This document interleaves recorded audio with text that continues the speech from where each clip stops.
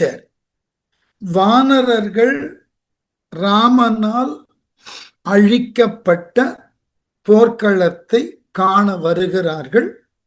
அதுல நாம அந்த வானரர்கள் பார்வையில இந்த போர்க்களத்தை பார்த்து கொண்டு வருகிறோம். அந்த அடிப்படையில அடுத்த பாட்டு, வரை பொருத மத யானை துணை மறுப்பும் கிளர் முத்தும் மணியும் வாரி திரை பொருது புறம் குவிப்ப திறம் கொள் பனைமரம் உருட்டி சிறைப்புள் ஆர்ப்ப நுரை கொடியும் வெண்குடையும் சாமரையும் எனச் சுமந்து பிணத்தின் நோன்மை கரை பொருது கடல் மடுக்கும் கடும் குருதி பேர் ஆறு காண்மின் காண்மின்.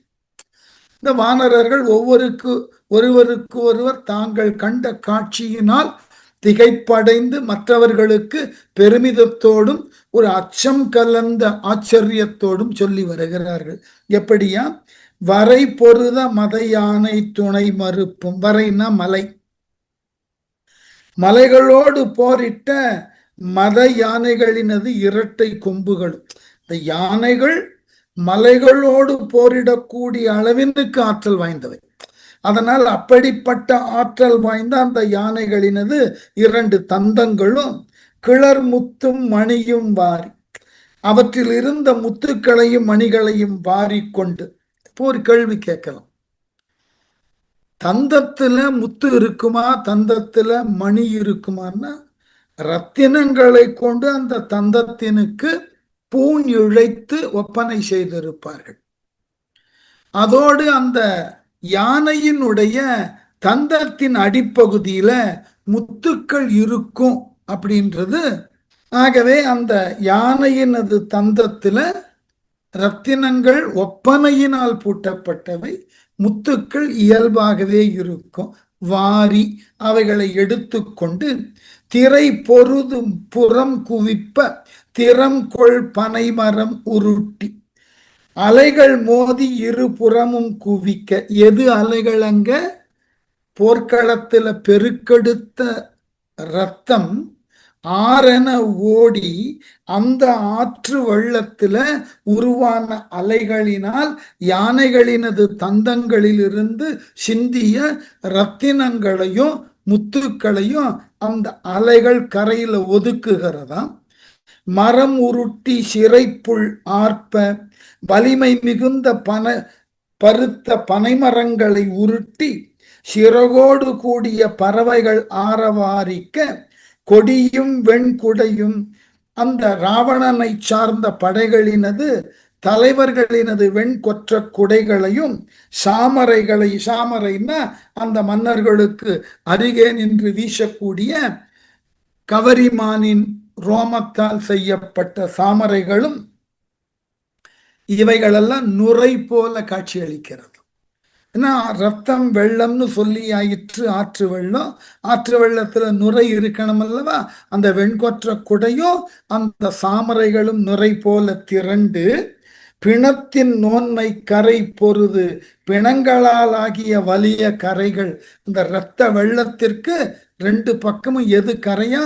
இறந்து போன வீரர்கள், குதிரைகள், யானைகளினது பிணங்கள் கரைகளாக நின்று அவைகளுக்கு இடையே இரத்தம் பெருக்கெடுத்து ஓடுகிறதாம். கரை பொருது கடல் மடுக்கும் கடும் குருதி பேரியார்.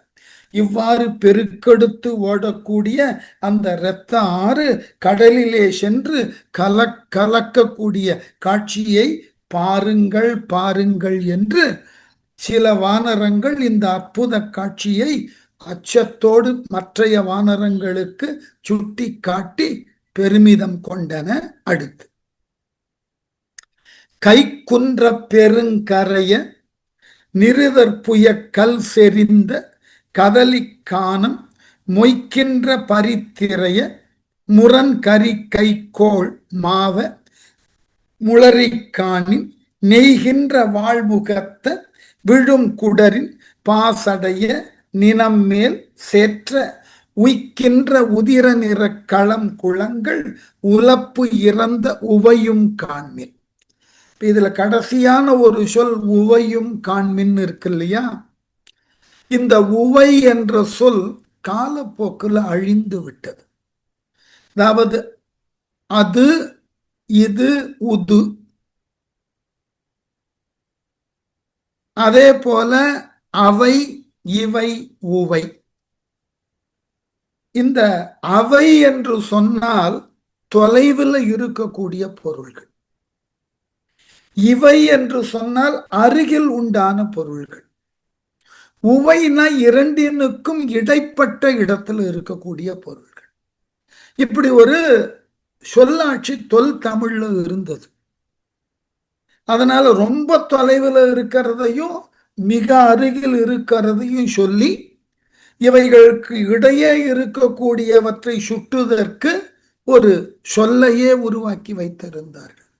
அதனாலதான் பழைய இலக்கணத்தை எடுத்து பார்த்தீங்கன்னா ஆ, இ, உ, அம்மூன்றும் சுட்டுன்னு எழுதினார் தொல்காப்பியர். அகரம், இகரம், உகரம் இந்த 3 குறில் எழுத்துக்களும் ஒரு பொருளையோ இடத்தையோ சுட்டி காட்டுவதற்கு பயன்படும். அந்த பையன் சொல்லலாம், இந்த பையன்னு சொல்லலாம். உந்த பையன்னு சொன்னா இடைப்பட்டு நிற்கக்கூடிய தூரத்தில் உள்ளவர். அதனால இந்த உவை, இந்த வானரங்கள் ரொம்ப தொலைவையும் பார்க்கல, அருகில் இருந்ததையும் பார்க்கல, தங்கள் கண்ணுக்கு எட்டிய இடைப்பட்ட தூரத்துல இருந்த ஒரு காட்சியை காட்டுகின்றன. கை குன்ற பெருங்கரைய, கைன்னா தும்பிக்கை. அடுத்த ஒரு கேள்வி, கொஞ்சம் இலக்கண ரீதியாகவும் சிந்திக்கணும் இல்லையா? பாருங்க, இந்த இடத்துல கை அப்படின்றத நம்ம எப்படி எழுதுவோம்? இக்கு கூட்டல் ஐ போட்டு தான் எழுதுவோம் கை. துதிக்கையை அவர் எப்படி எழுதியிருக்கார் பாருங்க, கம்பன் ககரம் போட்டு எகர மெய் போட்டு இக்கு போட்டு கைன்னு எழுதுறார். இது சரியான்னு கேட்டா எவ்வளவு பெரிய விவாதம் தெரியுமா அது? இப்போ கையின்னு போட்டாக்க அது நெடில் எழுத்து 2 மாத்திர ஒலி. இப்படி கையின்னு போட்டாக்க அது 1.5 மாத்திரை. எப்படி இப்படி எழுதலாம்னா இதற்கு தமிழ்ல போலின்ற ஒரு இலக்கணத்தை சொல்ல வரும். ஒரு எழுத்து நின்று உருவாக்கக்கூடிய ஒரு சொல்லுக்கு மாற்றாக பிரிது ஓர் எழுத்து நின்று அது போன்றதாகிய ஒலியை கொடுத்து பொருளை மாற்றாமல் இருந்தால் அதுக்கு பேர் எழுத்து போலின்னு பேர். சொல்றோம் இல்லையா, அவ்வை அப்படின்றத அவ்வண்ணா போட்டும் எழுதுறவர்கள் இருக்கிறார்கள், அகர வகர மெய் போட்டு எழுதக்கூடியவர்களும் இருக்கிறார்கள். அதனால இப்ப அவ்வை நடராஜன் இந்த தமிழ் உலகத்துல ஒரு அறிஞர் இருந்தார். அவரை பார்த்தீர்கள் என்றால் அவ்வை நடராஜன் இப்ப அவர் மகன் கூட தமிழ் வளர்ச்சித்துறை இயக்குனரா இருக்கார். அருள்ன்ற பேர்ல அவ்வை அருள்னு போடுவார். இவ்வண்ணா போட்டு எழுதுவார். உயிரெழுத்துல இருக்கக்கூடிய அவ்வ போட்டு எழுத மாட்டார். இது மொழி நமக்கு கொடுக்கக்கூடிய சில சௌகரியங்கள். இதுக்கு பேரு எழுத்து போலின்னு பேர். எழுத்துகள் போலியாக ஒன்றினுக்கு மாறாக பிரிதொரு எழுத்து வரலாம், ஆனா பொருளை மாற்றிடக்கூடாது. பந்தல பந்தர்னு சொல்ற வழக்கம் உண்டு. அப்போ இல்லுக்கு பதிலா இர் போட்டு எழுதலாம், ஆனா பொருள் ஒன்றாக இருக்கும். அது போல கை குன்ற பெருங்கரைய, தும்பிக்கையை உடைய மலை போன்ற யானை பிணங்களினால் உருவான கரை. நிருதர் புயக்கல் செறிந்த, அரக்கர்களினது தோள்களாகிய படிக்கற்கள் நெருங்கி உள்ளனவை. என்ன கற்பனைன்னு பாருங்க. இரத்த வெள்ளம், அதற்கு உண்டான கரைகள் யானைகளினது இறந்த உடல்கள். அந்த யானையினது இறந்த உடல்கள் கரையாக இருக்க, அரக்கர்களினது தோளில் இருந்து வெட்டப்பட்ட கைகள் நீண்டு ஒன்றன் மேல் ஒன்றாக அடுக்கி கிடப்பன. எப்படி இருந்ததா, அந்த யானை என்ற உடலாகிய கரையின் மீது ஏறி அந்த இரத்த வெள்ளத்துல இறங்கணும்னா அதற்கு தேவையான படிக்கட்டுகளை போல இந்த அரக்கர்களினது புயங்கள் இருந்தனவாம். ஆகவே நிருதர் புயக்கல் செறிந்த, அரக்கர்களினது தோள்களாகிய படிக்கற்கள், நெருங்கி உள்ளனவும் கதலி கானம் மொய்க்கின்ற பரி திரைய கொடித்திரளாகிய காடுகள் உடைய குதிரைகளாகிய அலைகளை உடையனவும். அந்த குதிரைகளினுடைய உடல் அலைகளைப் போல அடித்து வரப்படுகின்றனவாம். முரண் கரிக்கை கோள் மாவ பகையுடன் மாறுபட்ட யானையின் தும்பிக்கை ஆகிய முதலைகளை உடையனவும். எப்படி ஒரு ஆற்று வெள்ளத்துல எதெல்லாம் இருக்கும் என்பதை கற்பனையோடு போர்க்களத்தின் கண் உண்டான பொருளை கொண்டு கம்பன் விவரித்து கொண்டே போகிறார். முளரிக்கானின் நெய்கின்ற வாழ்முகத்த தாமரை காடுகள் போல் ஒளியில் பொலிவு பெற்ற இறந்து போன வீரர்களினது முகம் துலங்க விழும் குடரின் பாசடைய போர்க்களத்தில் இறந்து கிடந்த வீரர்கள் வயிற்றிலிருந்து சரிந்து அந்த இரத்த ஆற்றிலே அந்த குடல்கள் மிதக்கின்றன. அது தாமரை கொடிகளை போல இருந்தது.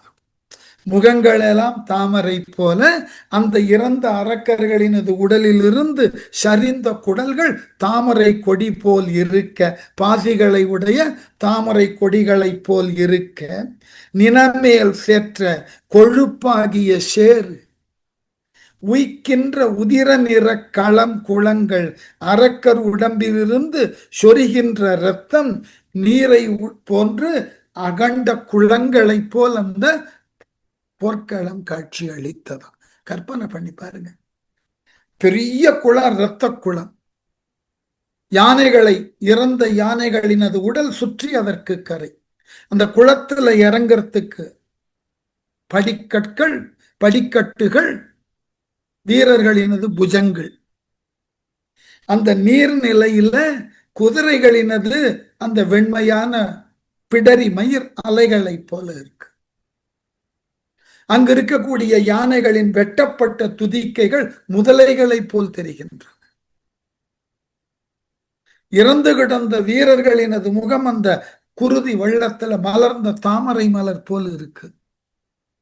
அந்த வீரர்களினது குடல் தாமரை கொடிகளும் பாசிகளை போலும் நீர்ல மிதந்தன. இறுதியா வீரர்களினது கொழுப்பு அங்கு முழுக்க முழுக்க சேரினை போல் இருந்தது. ஆகவே அந்த போர்க்களம் ஒரு இரத்த குளம் போல் காட்சி அளித்தது. என்ன அழகான கற்பனை! படிப்படியா சொல்லி கொண்டு வருது. கம்பனுக்கு இருக்கக்கூடிய மிகச்சிறந்த ஆற்றல் பல, அதுல இது ஒன்று.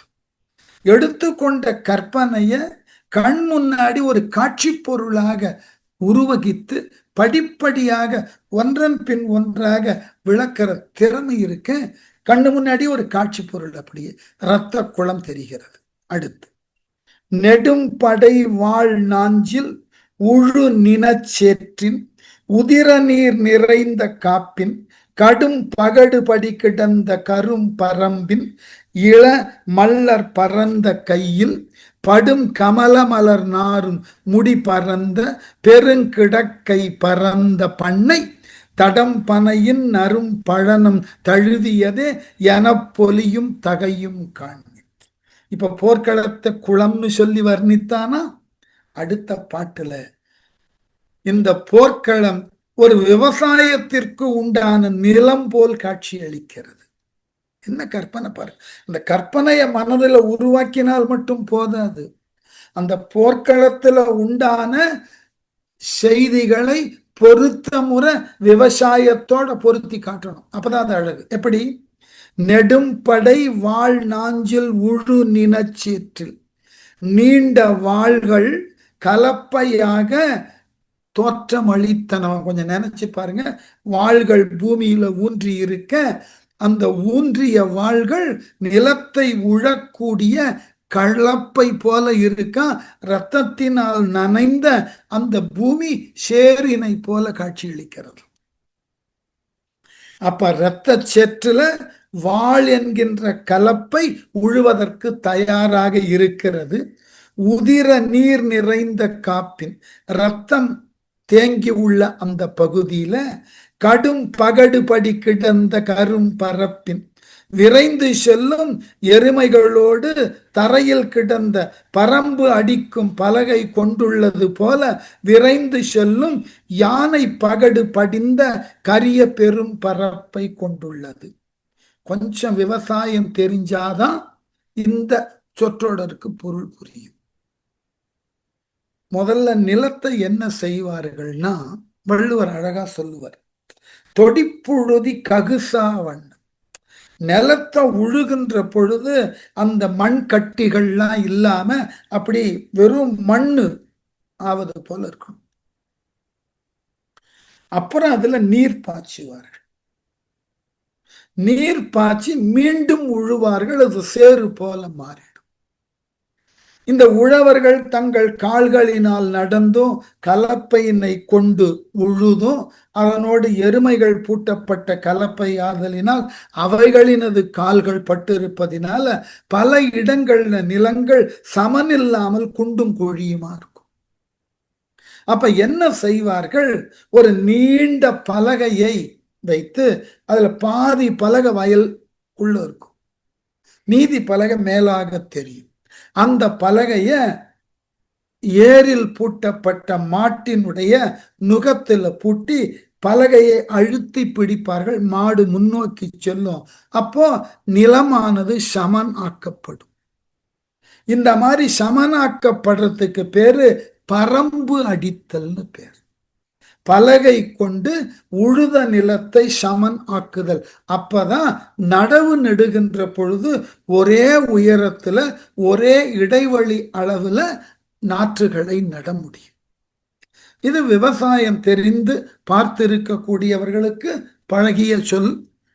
விவசாயம் பற்றின செய்தி தெரியாதவர்களுக்கு பரம்படித்தல்னா இதுதான் விளக்கம்.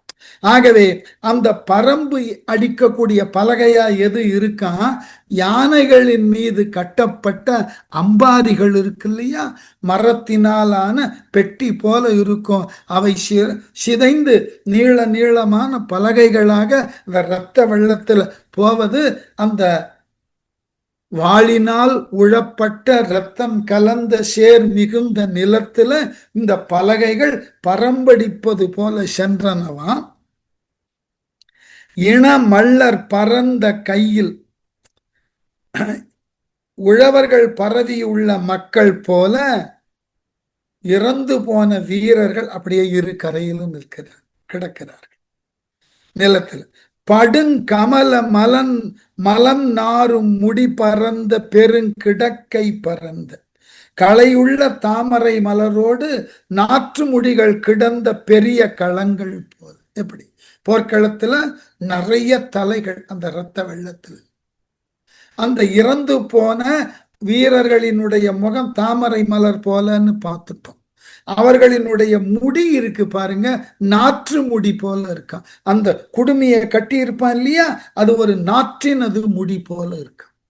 ஆகவே நாற்றின் முடி போல பண்ணை அந்த போர்க்களம் வீரர்களினது பரந்த கூட்டம் உள்ள தடம் பனையின் நரும் பழனம் தழுவியது. மிக பெரிய அளவுல மருத நில பரப்பினை போல் அந்த போர்க்களம் மருத நிலம்னா வயல்வெளி, வயல்வெளியை போலே காட்சி அளிக்கக்கூடிய காட்சியை பாருங்கள் பாருங்கள் என்று சில வானரங்கள் இதனை வயல்வெளியாக கற்பனை செய்து கொண்டு அதை பிற வானரர்களோடு தொடர்பு கொண்டதை கம்பன் வாயிலாக காட்டுகிறான். அடுத்து, வெளில் தீர்த்த வரை புரையும் மிடல் அரக்கர் உடல் விழவும் வீரன் வில்லின் ஒளிரு ஈர்த்த முழு நெடு நான் உறும் ஏறு பல படவும் உலகம் கீண்டு நளில் தீர்ந்த நாகபுரம் புக்கு இழிந்த பகழி வழி நதியின் ஓடி களிறு ஈர்த்து புகம் அண்டும் கடும் குருதி தடம் சுழிகள் காண்மின் காண்மின். அடுத்தது, வெளில் தீர்த்த வரை புரையும் வெற்றிடமில்லாத மலைகளைப் போல, இடைவெளியே இல்லாமல் நெருக்கமாக இருக்கக்கூடிய மலைகள் போல மிடல் அரக்கர் உடல் விழவும். வலிமை மிகுந்த அரக்கர்களினது உடல்கள் கீழே விழுந்து ஒன்றோடு ஒன்று நெருங்கி கிடப்பது மலைகள் நெருங்கி கிடப்பது போல காட்சி அளித்தனவும். வீரன் வில்லின் ஒளிரு ஈர்த்த. ராமனது வில்லில் இருந்து ஒளி வீசக்கூடிய காதளவு வரைக்கும் இழுக்கப்பட்ட முழு நெடு நான் உறும் ஏறு பலப்படவும்.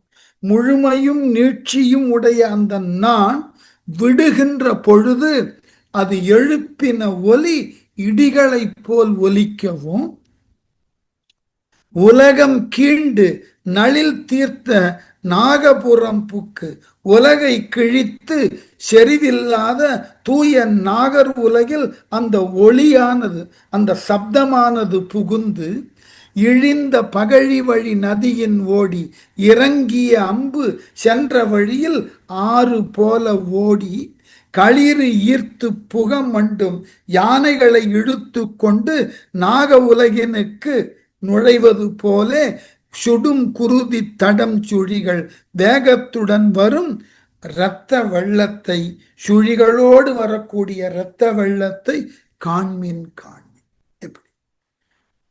இந்த வில்லினது நான் ஒலித்த ஒலியில ஏற்பட்ட சப்தம், அதனால் பிளவுபட்ட நாகர் உலகம் அந்த உலகை நோக்கி இந்த ராமனால் இந்த போர்க்களத்தில் கொல்லப்பட்ட வீரர்களினது உடலில் இருந்து தோன்றின ஆறு பெருக்கெடுத்து பலவாகிய சுழிகளை கொண்டு நாகர் உலகம் புகுவதற்கு போவது போல் பெருக்கெடுத்து ஓடக்கூடிய காட்சியை பாருங்கள் என்று சில வானரங்கள் காட்டின. கைத்தலமும் காத்திரமும் கரும் கழுத்தும் நெடும் புயமும் உரமும் கண்டித்து எய்த்தில போய் திசைகள் தோறும் இரு நிலத்தை கிழித்து இழிந்தது எனின் அல்லால் மத்தகரி வயமாவின் வாழ் நிறுதற் பெருங்கடலின் மற்ற இவ்வாளி தைத்து உளவாய் நின்றது என ஒன்றேயும் காண்பு அறிய தகையும் காண்பில்.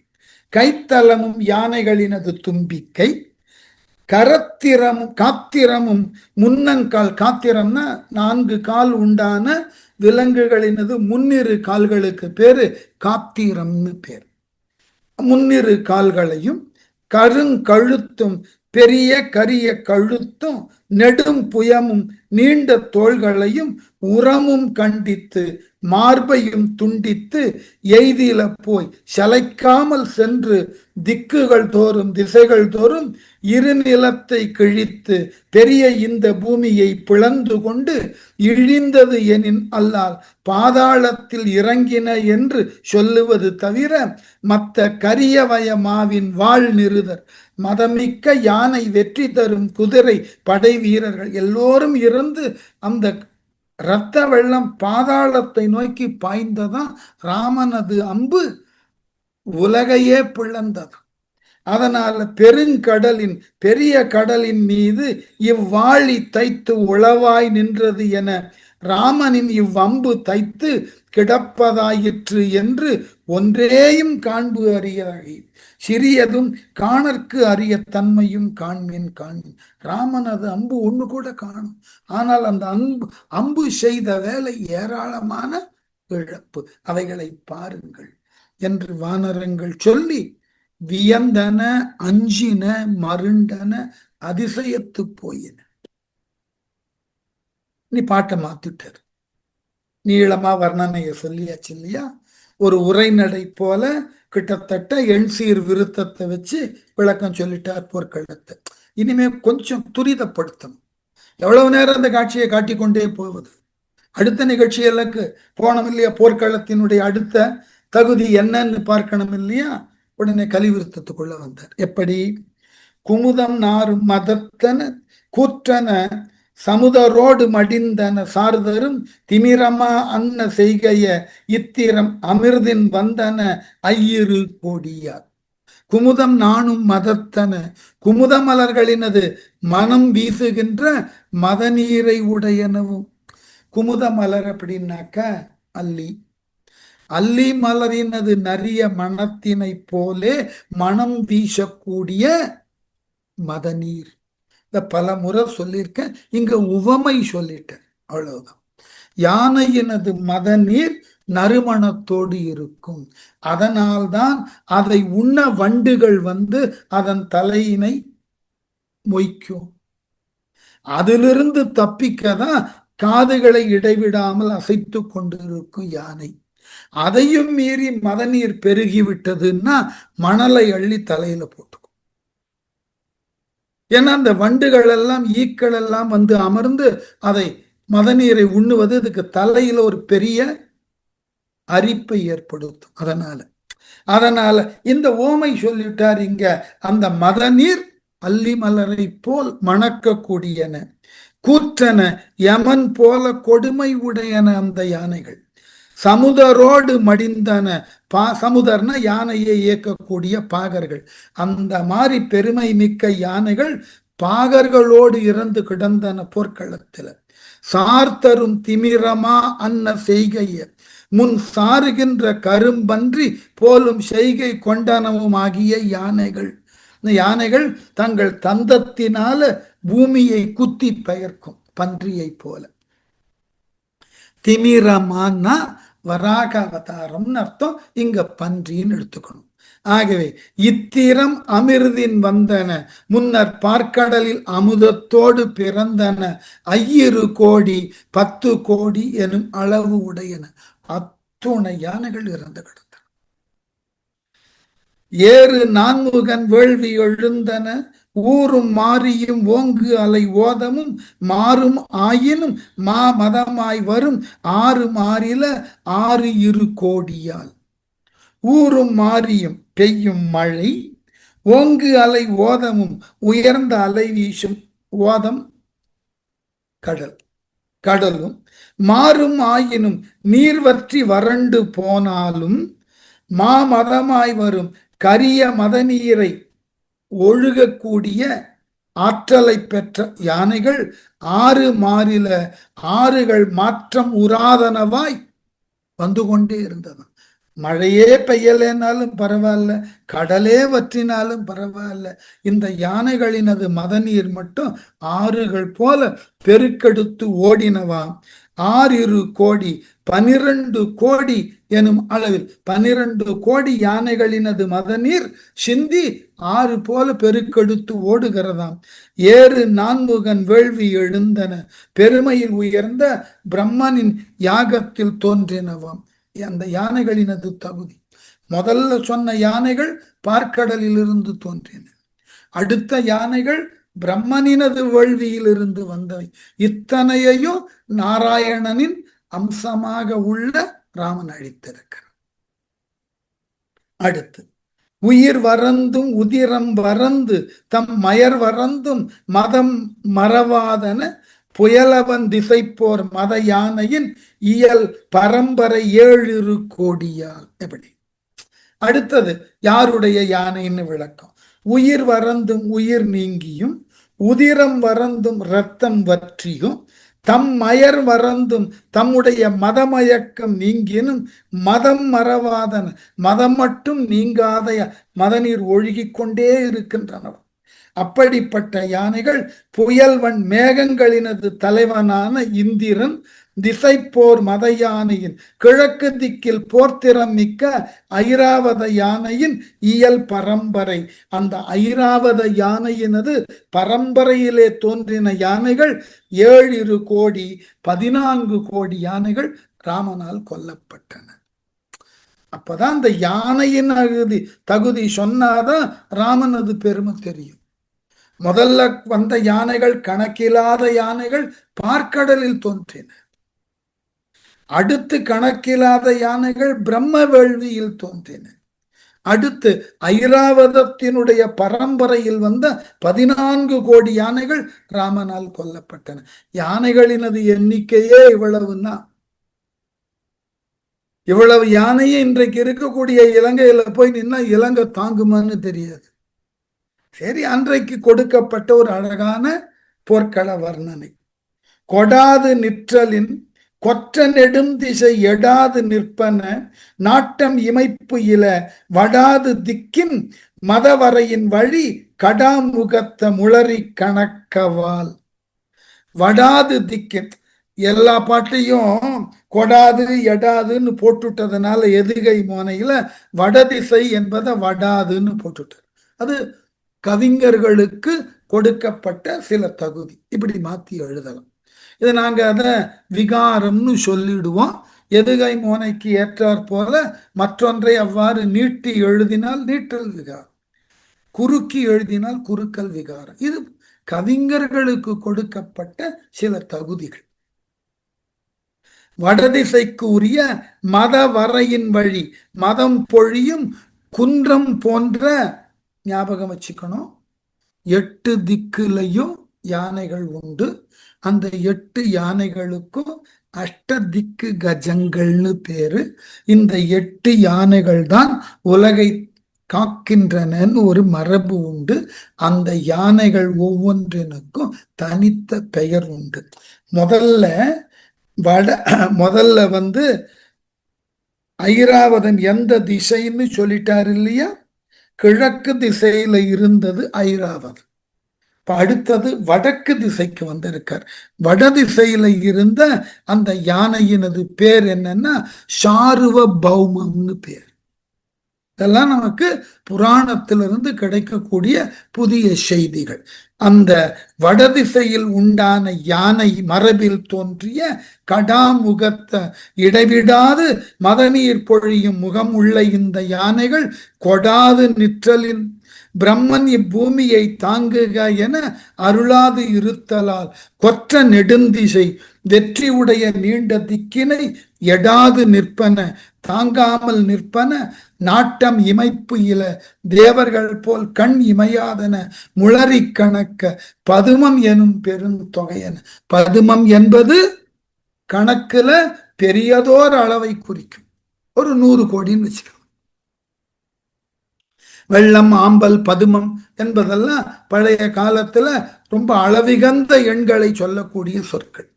ஆகவே இந்த சாருவ பௌமம் என்கின்ற வடதிசையில் இருந்த திக்யானையின் வம்சாவளியில வந்த பதுமம் என்ற எண்ணிக்கைக்கு உட்பட்ட யானைகள் ராமனால் கொல்லப்பட்டன. 3 சொல்லியாச்சா? அடுத்து 2 தசை சொல்லியாச்சு. அடுத்தது வானவர்க்கு இறைவன் திரை தந்தன ஆனவர்க்கம் ஓர் 1000 கோடியும் தானவர்க்கு இறைவன் திரை தந்தன ஏனை வர்க்கம் கணக்கு இலை இவ்வேலாம். வானவர்க்கு இறைவன் திரை தந்தன, இந்திரனால் ராவணனுக்கு கப்பப் பொருளாக தரப்பட்ட யானைகள். ஆன வர்க்கம் ஓர் 1000 கோடி ஆகிய கூட்டம் ஒரு 1000 கோடி. நம்ம அரசியல்வாதி சம்பாதிச்சதை விட அதிகமா இருக்கும் போல இருக்கு. ஓர் 1000 கோடி. தானவர்க்கு இறைவன், தானவர்கள்னு சொல்லக்கூடிய அரக்கர்களினது தலைவன் திரை தந்தன கப்பமாக அளித்தவை. ஏனைய பிற அரக்கர் குல மன்னர்களெல்லாம் ராவணனுக்கு கப்பமாக கொடுத்த யானை வர்க்கம் மற்றோர் இனமாம். இவ்வெல்லாம் கணக்கு இல்லை, கணக்கே பண்ண முடியாத அளவுக்கு அவ்வளவு யானை அத்தனையையும் ராமன் கொன்றிருக்கிறான். பார்க்கடல் பண்டு அமிழ்தம் பயந்த நாள் ஆர்த்தது எழுந்தன 1000 மால்கண பரி இங்கு இவை மாறு இவை மேற்கின் வேலை வருணனை வென்றவாள். அடுத்தது இங்கு இவை இங்கே காணப்படக்கூடிய கணக்கிலாத இக்குதிரைகள் பண்டு பார்க்கடல் அமிழ்தம் பயந்த நாள், தொடக்கத்துல பார்க்கடலை கடைந்து அமிழ்தம் எடுத்த பொழுது ஆர்த்தி எழுந்தன.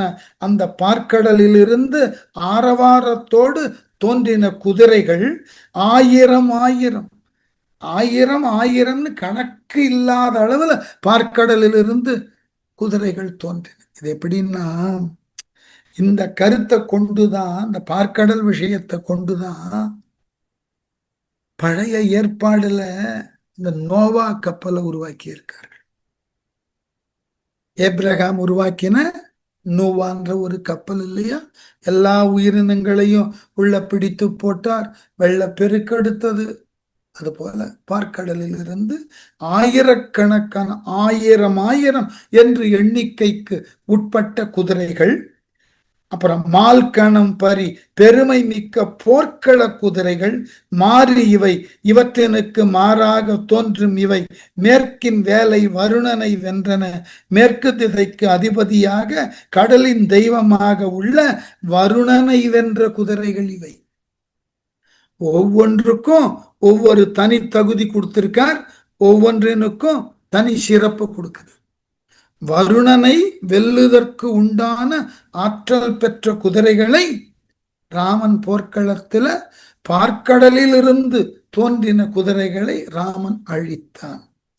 இருநிதி கிழவன் இழந்து ஏகின அரிய அப்பரி ஆயிரம் விரிசினத்து இகல் விஞ்ஞயர் வேந்தனை பொருது பற்றி தாமரை போலுமான். அரிய அப்பரி எய்துதற்கு அந்த குதிரைகள் இருநிதி கிழவன் இழந்து ஏகின. இருநிதினா குபேரன் அர்த்தம். இருநிதினா இருவிதமான செல்வம் உடையவன். நிலத்திலிருந்து செல்வமும் நீரிலிருந்து செல்வமும் ஒன்று. மற்றொரு இருநிதி பூவுலக செல்வமும் வானுலக செல்வமும் ஒருங்கே வாய்க்க பெற்றவன். அந்த கதை சொல்லுவது மரபு. இந்த இலங்கையை முதல்ல குபேரன் தான் வைத்திருந்தான். இத்தனைக்கும் குபேரன் இந்திரனது மன்னிக்கணும், ராவணனது மூத்த சகோதரன். ராவணனுக்கு அரிய தவ ஆற்றெல்லாம் கிடைச்ச உடனே குபேரனால் ஆளப்பட்ட இந்த இலங்கையை தான் கைப்பற்றி கொள்ள வேண்டும்னு எண்ணம் உதித்தது. கைப்பற்றினான். அதனால கோபம் கொண்ட குபேரன் ராவணனோடு போர் செய்தான். அந்த போர்ல குபேரன் தோற்றான். அதுதான் அந்த குபேரன் ராவணனோடு போர் செய்த காலத்து தோற்றுவிட்டு ஓடிய பொழுது அவனால் விட்டு செல்லப்பட்ட அளவினுக்கு அதிகமான குதிரைகள் 1000 எனும் அளவின விரிசினத்து இகல் விரிந்த கோபம் உள்ள பகை பூண்ட விஞ்சையர் வேந்தனை வித்யாதர அரசனை பொருது பற்றிய தாமரை போலும் போரில் வென்று கைப்பற்றிய எண்ணிக்கை தாமரை எனும் அளவில் பதுமம் தாமரை எனும் அளவில் அந்த குதிரைகளும் இருந்தன. அவைகளையும் ராமன் அழித்தான். இப்ப ராவணன் கிட்ட இருக்கக்கூடிய யானையும் குதிரையும் சாதாரண இடத்திலிருந்து வரல. இப்ப நம்ம ஊர்கள்ல எல்லாம் குதிரை வண்டியில பூட்டி இருக்கக்கூடிய குதிரையை பார்த்துட்டு குதிரை பந்தய மைதானத்துல ஓடக்கூடிய குதிரையை பார்த்தீங்கன்னா வெக்கமா இருக்கும். இந்த வண்டியில பூட்டினதை குதிரைன்னு சொல்லி கொண்டு இருக்கிறோமே, கொஞ்சம் கூட நாணம் இல்லாமல் வருத்தப்படுவோம். ஏன்னா அந்த போர்க்களத்துக்கு மாதிரி பந்தயத்தினுக்கு உண்டான குதிரைகள் அந்த பொலிவை பார்த்தாலேயே மிக பெருமையா இருக்கும். அது போல இந்த ராமனால் அழிக்கப்பட்ட குதிரை படைகள், அந்த படைகள்ல உண்டான குதிரைகள் எல்லாம் தெய்வத்தன்மை வாய்ந்தன. ஒவ்வொரு தெய்வங்களிடமிருந்தும் பெறப்பட்டன. அப்படிப்பட்ட குதிரைகளை யானைகளை ராமன் போர்க்களத்தில் அழிச்சிருக்க. அவனால் இயல்பான இவ்வுலகை சார்ந்த யானைகளையோ குதிரைகளையோ மட்டும் அழிக்கல. தெய்வ உலகங்களில் தேவர்களால் வழிபடப்பட்டதும் அவர்களுக்கு பயன்படப்பட்டதுமாகிய யானைகளை குதிரைகளை அழித்திருக்கிறார். என்று காணினும் காட்டினும் இது இறை குன்று காணினும் கோள் இலது ஆதலால் நின்று காணுதும் நேமிய நான் உழை சென்று காண்டும் என்று ஏகினர் செவ்வியோர். எவ்வளவு நேரம் போர்க்களத்தை பார்க்கறது. என்று காணினும் காட்டினும் இக்களக்காட்சியை என்றும் நாங்கள் கண்டுகொண்டே இருந்தாலும் நீ காட்டிக்கொண்டே இருந்தாலும் வானர தலைவர்கள் இது இறை குன்று நானினும் கோளிலது, இது இமயமலை போன்ற பெருமலையை காண முடியும் கொள்கையை உடையதென்று. இமயமலையை முழுவதுமா போய் பார்க்கணும்னா முடியாது. அது போல இந்த போர்க்களத்தை முழுமையுமெல்லாம் பார்க்க முடியாது. நீ காமிக்கிற அளவு கொஞ்சம் பார்க்கலாம், அவ்வளவு. அவ்வளவு பெரிய போர்க்களம், அவ்வளவு பெரிய அழிவு, ஏதோ ஓரளவு தான் பார்க்க முடியும். எல்லா பகுதியையும் போய் பார்க்க முடியாது. ஆகவே ஆதலால் நின்று காணுதும் சிறிது கழித்து காண்போம் ஒரேடியா தொடர்ந்து போர்க்கள காட்சியை பார்த்தா பயம் உண்டு. நேமியே நான் உழை சென்று காண்டும் ராமபிரானிடம் சென்று பார்க்கலாம் என்று செவ்வியோர் ஏகினர் என்று கூறி வானர தலைவர்கள் எல்லாம் செவ்வியோர் வானர தலைவர்கள் ராமனிடம் மீண்டார்கள். ஆரியன் தொழுது ஆங்கு அவன் பாங்கரும் போர் இயற்கை நினைந்து எழு பொய்மலார் பேர் உயிர்ப்பொடு இருந்தனர் பின்பு உறும் காரியத்தின் நிலைமை கழறுவான். இதெல்லாம் கம்பன் கிட்ட தான் சட்டில். இது வரைக்கும் பார்த்த காட்சியை நீங்க அடுத்ததை தொடர்ந்து சொல்றேன் கேளுன்றோம். ஆரியன் தொழுது உயர்ந்தோனாகிய ராமனை எல்லோரும் வணங்கி வானர தலைவர்கள் எல்லாம் ஆங்கு அவன் பாங்கு அவன் பக்கத்திலே போய் நிற்க அரும்போர் இயற்கை நினைந்து அரிய போரின் இயல்பை எண்ணி எழு பொம்மலர் எருகின்ற பெரியதான மகிழ்ச்சியையோ ஆரவாரத்தையும் உடைய வானரர்கள் பேர் உயிர்ப்பொடு இருந்தனர். ஆனந்தத்தினால பெருமூச்சு விட்டு கொண்டு பின்பு உறும் இனி நடக்கக்கூடிய நிகழ்வு என்ன என்று காரியத்தின் நிலைமை கழறுவாம். பின்னர் என்ன நடந்தது என்ற செயலை இனி உங்களுக்கு தொடர்ந்து சொல்ல முற்படுகிறேன்னு கம்பன் அந்த போர்க்கள காட்சியிலிருந்து தன்னை விலக்கி கொண்டு இப்ப ராவணன் பக்கம் வரும்.